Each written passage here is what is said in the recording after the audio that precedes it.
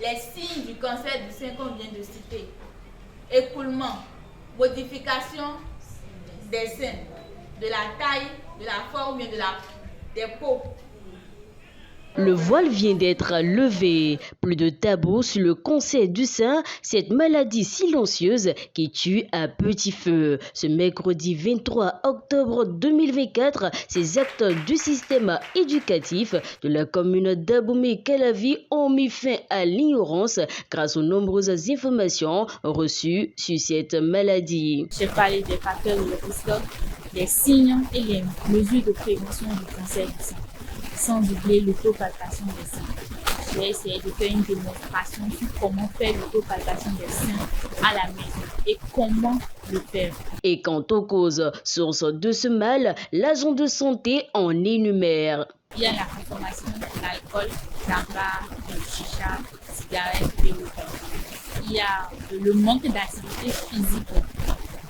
Sans oublier l'obésité aussi. Les différentes techniques d'autopalpation des seins, les divers moyens de prévention de la maladie ont tous été mis à la lumière à l'occasion de cette séance de sensibilisation. Une initiative d'ailleurs de l'Amazone Emma Gaga, femme leader dynamique, coordinatrice départementale atlantique de l'organisation de la jeunesse du parti Bloc républicain. Cette année, à cette occasion, j'ai décidé d'être plus près des personnes qui m'entourent. Et j'ai choisi le milieu scolaire parce que moi-même, d'abord, c'est mon milieu professionnel. Je suis enseignante. Et je me suis dit que forcément, lorsqu'on parle de cancer de sein, toutes les collègues, moi-même, y compris parfois, on pense que ce n'est que l'affaire des autres.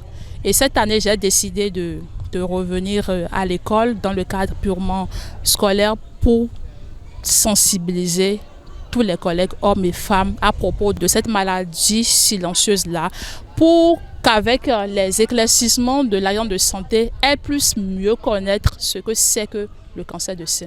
Donc toute la motivation est qu'elles aient toute l'information et qu'elles aient aussi les ressources pour se dépister. La bonne information à disposition, les certitudes pour vaincre le mal sont de plus en plus grandes. Et puisque hommes et femmes sont tous concernés par la tueuse silencieuse, les participants décernent une mention spéciale à l'organisatrice. À travers la séance, j'ai eu assez d'informations par rapport à l'entretien qu'une femme doit porter à ses seins pour ne pas aller à cette maladie dangereuse, cette tumeur qui se développe parfois si on ne prend pas soin à l'avance.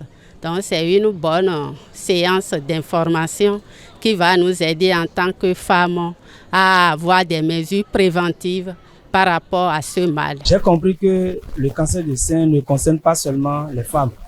Nous les hommes aussi, nous sommes dedans. Donc, j'ai retenu cela aujourd'hui.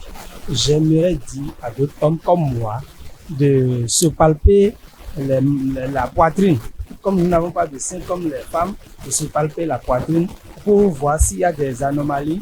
Et là, quand ils constatent ça, de vite se rapprocher d'un spécialiste pour voir de quoi il s'agit. Nous remercions l'organisatrice, Madame Gaga Emma, qui a pensé à notre commune, la commune d'Abomey-Calavi ce soir, pour ce partage.